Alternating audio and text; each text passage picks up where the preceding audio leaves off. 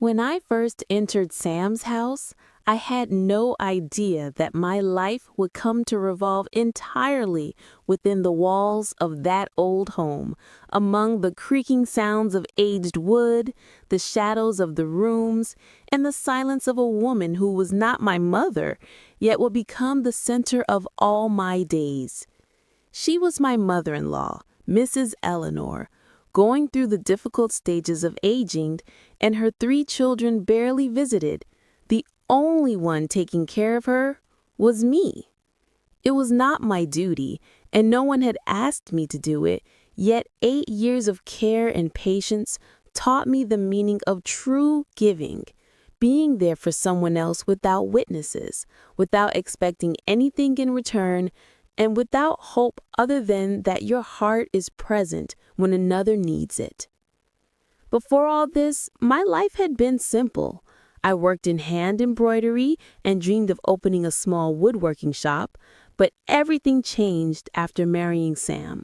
My main concern became caring for Eleanor, and the long, cold nights, the small villages of rural Vermont, and the distant sound of church bells became part of my daily existence. I prepared her traditional corn drink spoon by spoon, changed her bandages to prevent bed sores, and sometimes massaged her tired legs as silence fell around me. 8 long years I spent by her side, out of respect and commitment, with the small hope that someone would recognize the effort of my heart and hands. I dreamed of a small plot behind the house, or a little savings that would allow us to open our small woodworking shop, the shop Sam and I had always dreamed of. On a cold morning, as golden sunlight streamed through her window, my mother-in-law passed peacefully, leaving the house silent and cold, and our hearts heavy with grief. Soon after, Sam's sisters, Grace and Sylvia, who had moved to the city years ago, arrived, as if the news of her passing wasn't enough to awaken their conscience. Grace cried while clutching a picture of their mother, pretending to be the devoted daughter, while Sylvia began recounting old stories to neighbors filled with false sentiment. I sat quietly in a corner, like an invisible servant in the house I had cared for with all my heart. When the day came to read the will, the lawyer gathered the family, and the air was so tense you could hear the wind whisper in the courtyard. The lawyer began reading. All her property would be divided among her 3 children, and I was only mentioned as Sam's wife, with no share of anything. A deep emptiness choked me.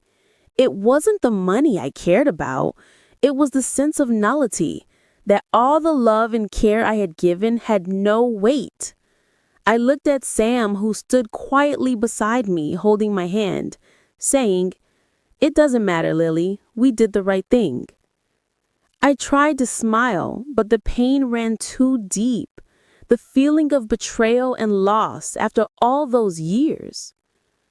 Weeks passed with tangible coldness, and Eleanor's children began to control parts of the house, criticizing everything I did as if I deserved no consideration. I endured silently because my heart no longer sought confrontation.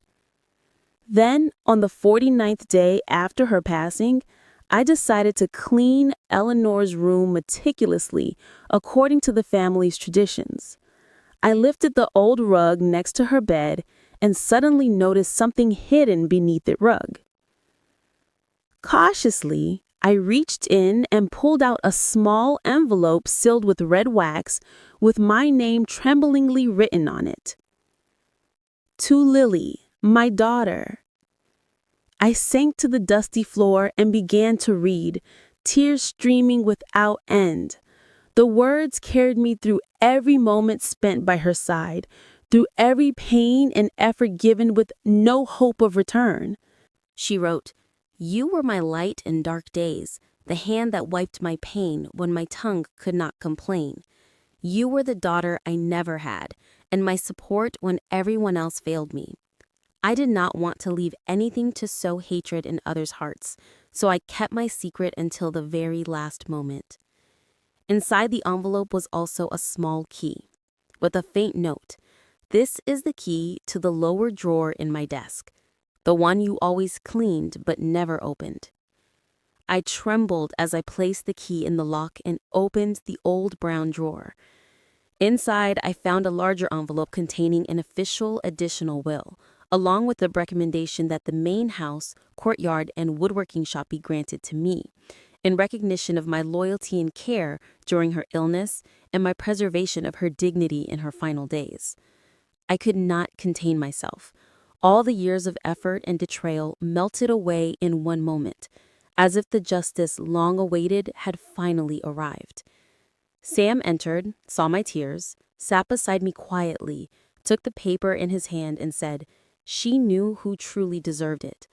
I could not speak, only wept, feeling that patience had not been wasted and that God does not let anyone's effort go in vain.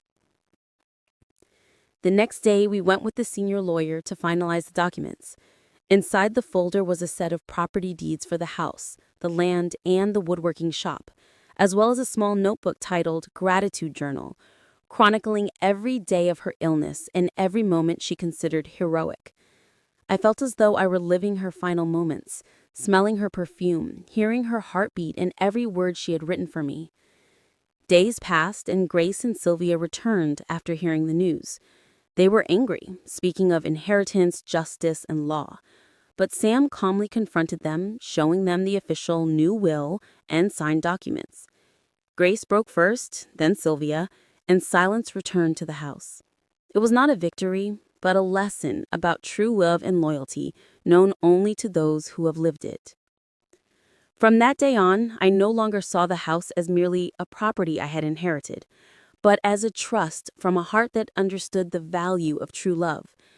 Each morning, I opened the large windows overlooking the garden, smell the jasmine flowers she loved, and feel her presence.